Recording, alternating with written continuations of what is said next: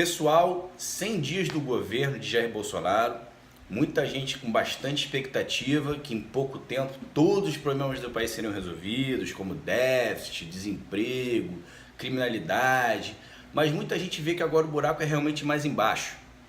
Articular reformas monstruosas e complexas como a reforma da Previdência não é trivial, não é fácil. E o pacote de crime, mesmo que seja feito via um projeto de lei, é também uma discussão muito importante, porque ele reformula itens muito sensíveis na legislação penal e até polêmicos, onde inclusive o Supremo pode vir a atrapalhar no futuro se alguns ministros chiliquentos, lá se sentirem desafiados. A gente vai tentar colocar nesse vídeo aqui um apanhado de ações positivas e negativas do governo Bolsonaro e tentar vislumbrar como as coisas estão caminhando para o restante do ano e até para o mandato. A gente pode tentar vislumbrar aqui alguma coisa nesse sentido também. Mas antes de começar, aquele pedido especial: se inscreve no nosso canal, clica no sininho, curte e principalmente compartilha esse vídeo no Facebook. A CIA, como todo mundo sabe, não vem depositando em dia, então a gente está com um problema nesse sentido, beleza? A gente depende de você nessa. Mas vamos lá, 100 dias de governo, um pouco mais de 60 do novo Congresso, mas antes da gente ver o positivo, o negativo, o bom e o ruim, a gente precisa entender como o governo está funcionando, como diferentes grupos de ideia vêm se articulando dentro do governo e propondo as ações que vêm sendo propostas. São basicamente 4 grupos que a gente vê nesse governo.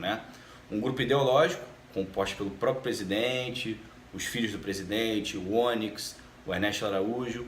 Um núcleo mais tecnocrata de pessoas brilhantes como Paulo Guedes, o ministro Tarcísio da infraestrutura, que por sinal vem sendo a parte mais produtiva e até importante nesses primeiros 100 dias, o Sérgio Moro na parte de Justiça e Segurança Pública, e o Ricardo Salles no meio ambiente, também um cara técnico nesse sentido, compõe esse segundo núcleo. O terceiro núcleo são de pessoas um pouco mais afastadas, mas que também fazem um trabalho um pouco mais periférico.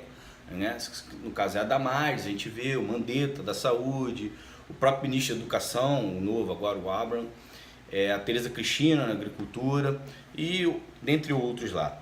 E a gente obviamente não podia esquecer do núcleo dos militares, que tem os ministros da Defesa, Minas e Energia e dentre outros lá nesse núcleo de governo, o próprio general Heleno também. Esses 4 grupos vêm atuando nas frentes que competem a eles. Em 100 dias a gente já nota uma prevalência grande de ministros como Guedes e o Tarcísio da infraestrutura, muito pelo ritmo que eles vêm colocando na pasta deles. Estão sendo muito produtivos, em muito pouco tempo. E a gente já começa a falar das coisas boas desse governo. A apresentação da reforma da Previdência foi algo realmente surpreendente. Por quê? Porque o próprio Bolsonaro, antes de assumir a presidência, ele na própria campanha falava que era contra a reforma do Temer, que bem ou mal é muito parecida ali com ele, com a dele. A dele é um pouco mais robusta, porque mexe além da idade mínima nas alíquotas, etc e tal, e mostra que a influência do Paulo Guedes é grande nesse governo, o que é muito bom. Você tem uma reforma de 1,1 trilhão, que foi o pedido inicial do governo, enquanto muitos achavam que a reforma seria ou parecida com a do Temer, um pouco menor, de 600, 700 bilhões, é realmente muito bom. E outra parte importante nesse núcleo tecnocrata é a parte da infraestrutura, que é outra boa surpresa.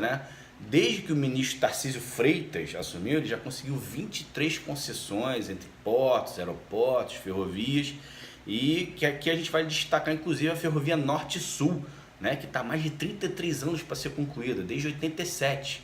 A abertura também de para capital estrangeiro de empresas aéreas permitiu que ações como o da Gol valorizassem quase 30% de dezembro para cá. E outra coisa legal que o ministro vai apresentar, o ministro da Infraestrutura, o Tarcísio, nas próximas semanas, é a mudança na CNH, da validade de 5 para 10 anos, vai atualizar algumas regras também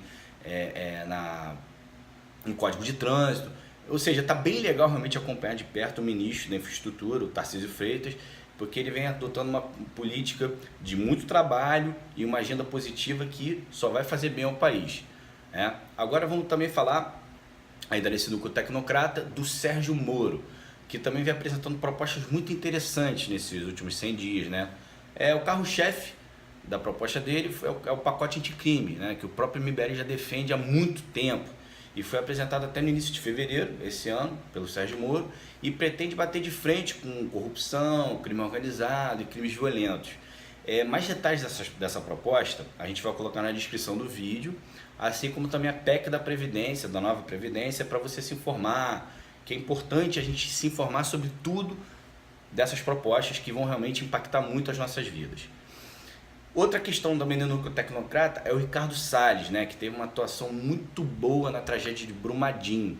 Aliás, toda a questão do governo trazendo ajuda de Jael, o próprio presidente ter sobrevoado o local horas após o desastre, mostra um sentimento de compromisso, de importância com o ocorrido. E isso reflete na gestão do ministro do Meio Ambiente, Ricardo Salles, que também está cobrando as multas da Vale, está lutando contra aquela famosa indústria da multa do IBAMA, vai propor a privatização de parques para estimular o ecoturismo, ou seja, mostra uma agenda também positiva no sentido de estimular uma área que realmente era esquecida e o governo tratava mais como um carguismo ali, que era o meio ambiente. O núcleo tecnocrata um pouco mais afastado, que são os ministros que estão numa ala mais periférica, como saúde, educação, agricultura, não está um pouco afastado à toa. Se você vê o que aconteceu com o Vélez Rodrigues, foi só um exemplo dessa distância para esses núcleos.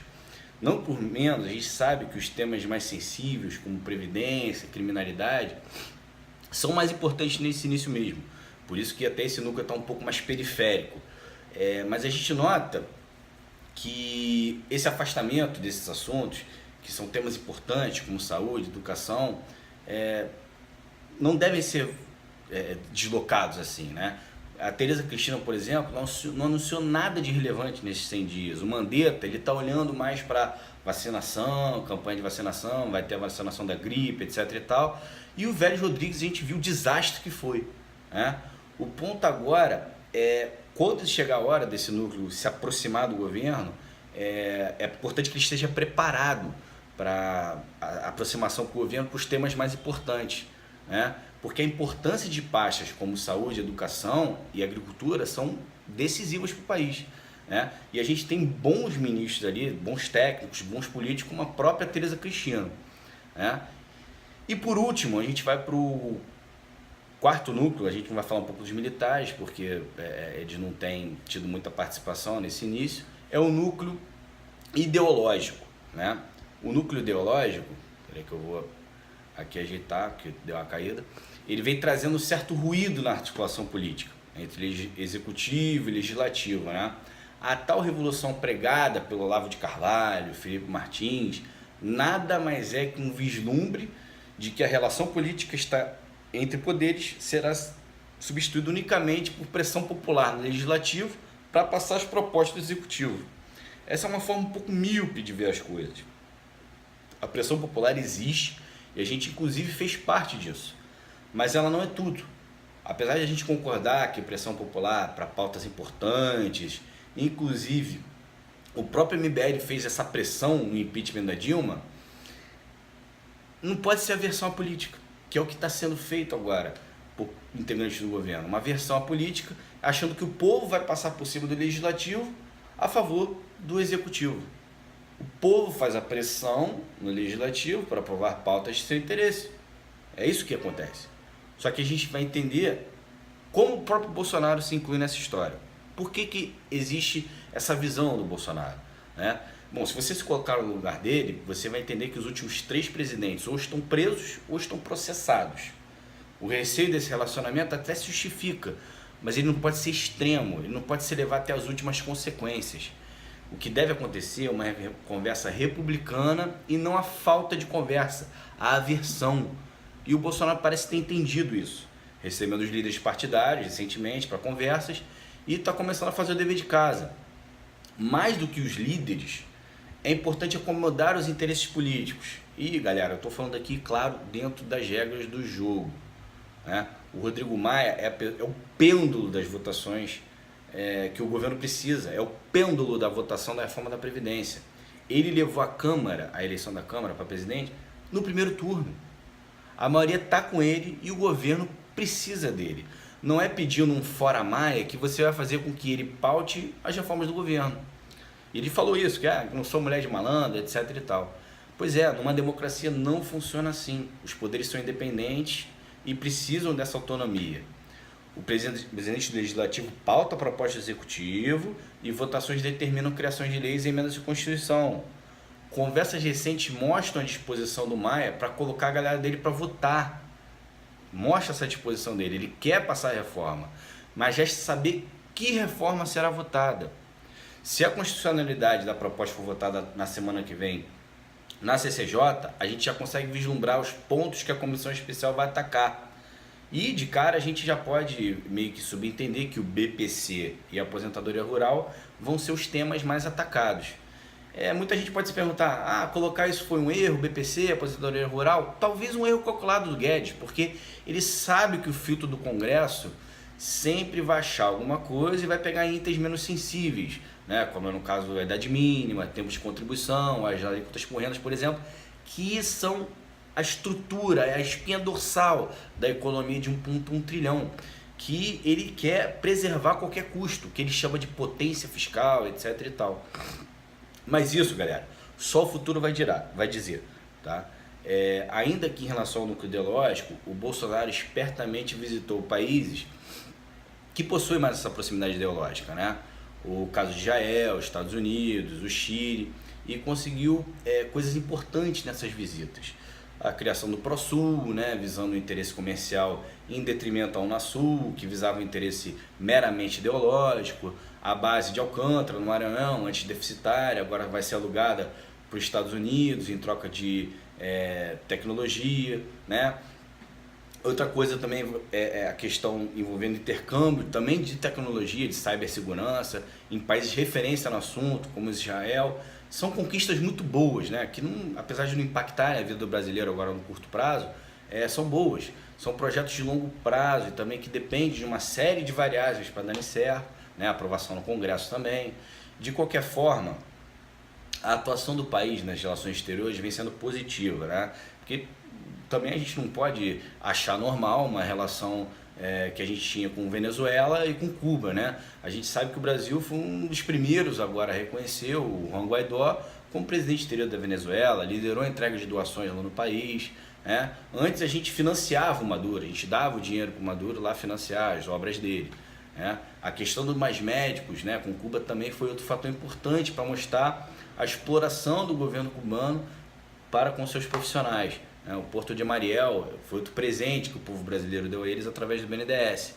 E a gente não pode esquecer também do Batiste, né? O Batiste, que praticamente virou réu confesso depois que voltou para a prisão perpétua na Itália, depois dele ser defendido por PSOL e PT aqui no Brasil por quase 20 anos.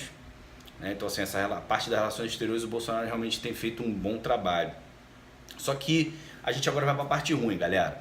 E eu peço muita atenção que você continue assistindo esse vídeo. Ela só pode ser resumida em uma só palavra: comunicação. As polêmicas envolvendo o presidente foram acima do normal nos últimos 100 dias. É inegável que a questão do Golden Shower foi um exagero, totalmente descabido, sem necessidade para rotular um carnaval.